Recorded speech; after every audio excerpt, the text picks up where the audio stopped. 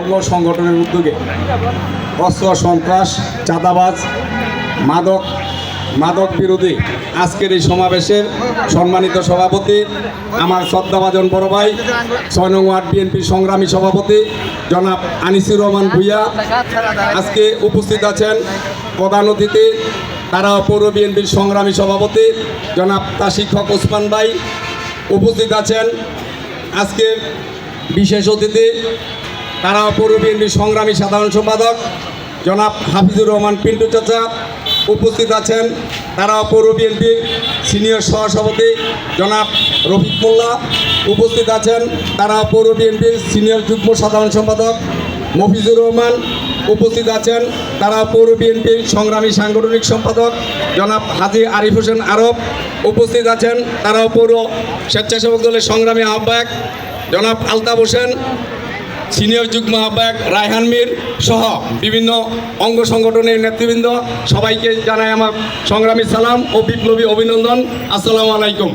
সংগ্রামী সাথী ও বন্ধুগণ, আমি গভীর শ্রদ্ধা করে স্মরণ করছি 5ই আগস্টে এই অত্র এলাকার কৃতি সন্তান শহীদ ফারহান ফয়েজকে আমি তার আত্মার মাগফিরাত কামনা করছি এবং 5ই আগস্টের গণ অভ্যুত্থানে যে সমস্ত ভাইয়েরা আহত হয়েছেন এবং শহীদ হয়েছেন সবার প্রতি আমি শ্রদ্ধা জ্ঞাপন করছি।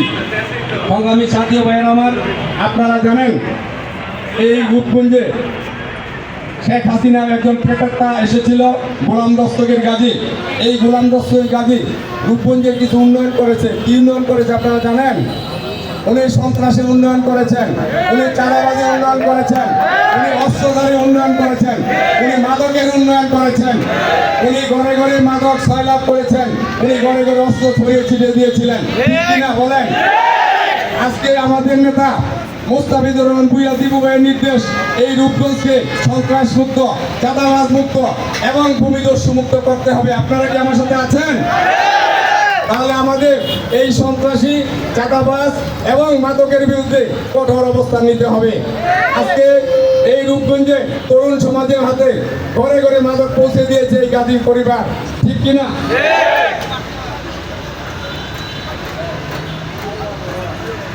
আজকে এই মাদকের কারণে ঘরে ঘরে অশান্তি সৃষ্টি হচ্ছে, ঠিক না ভাই? আমরা এই মাদককে নির্মূল করব। আমাদের প্রিয় নেতা বিএনপির ভারপ্রাপ্ত চেয়ারম্যান জনাব তারেক রহমানের নির্দেশ, কোনো বাংলাদেশে কোনো স্থানে কোনো চাঁদাবাজ, মাদক ব্যবসায়ী, সন্ত্রাসী, ভূমিদস্যু বিএনপি করতে পারবে না। যদি কেউ করে তার বিরুদ্ধে সাংগঠনিক ব্যবস্থা এবং প্রশাসনিক ব্যবস্থা নেওয়া হবে। ইতিমধ্যে আপনারা দেখেছেন যারা যারা দলের বিশৃঙ্খলা করেছে প্রায় 600 জন নেতাকর্মীকে বহিষ্কার করা হয়েছে, ঠিক কিনা?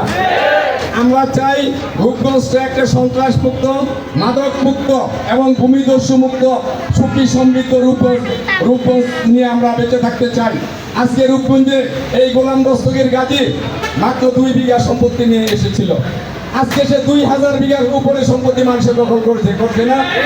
আজকে এই রূপগঞ্জের রূপসী, তারাবতে, খাদন, মৈকলি, কর্ণগো, বরপা বিভিন্ন জায়গায় তিনি জমি জামা দখল করছে না? আজকে আমরা এই ভূমিদস্যুতা দেখতে চাই না।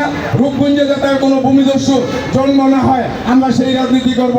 আমরা দিবু ভূঁইয়ার আদর্শ বিশ্বাস করি, আমরা শহীদ রাষ্ট্রপতি জিয়াউর রহমানের আদর্শ বিশ্বাস করি। আমি বিশ্বাস করি যারা বিএনপি করেন, যারা শহীদ রাষ্ট্রপতি জিয়াউর রহমানের আদর্শ বিশ্বাস করেন, তারা কখনো সন্ত্রাসী কর্মকাণ্ড করতে পারেন না, তারা মাদক ব্যবসা করতে পারেন না, তারা অস্ত্রধারী হইতে পারেন না। আপনারা জানেন এই বরপাতে একজন সন্ত্রাসী গুলি করে একটা হোটেলের কর্মচারীকে মেরেছিল, ঠিক কিনা ভাই? এখানে মেরেছিল। কোথায় কোথায় তারা অস্ত্র উঁচিয়ে গুলি করতো। আমাদের রূপসীতে সুইচ গেটে একটা মহিলাকে গুলি করেছিল, ঠিক কিনা? আমরা এই সন্ত্রাসীদের খুঁজে খুঁজে বের করে আইনের মাধ্যমে সাহায্য করব। আমি হুঁশিয়ার করে বলতে চাই, আওয়ামী লীগের যারা আছেন এলাকায় যদি নতুন করে কোনো রূপগঞ্জে অশান্তি সৃষ্টি করার চেষ্টা করেন, আমি তারাও পৌর যুবদল কঠোর হস্তে আপনাদেরকে দমন করবো ইনশাআল্লাহ। আমি সবার সুস্বাস্থ্য দীর্ঘায়ু কামনা করে বিদায় নিচ্ছি। আসসালামু আলাইকুম, ধন্যবাদ সবাই।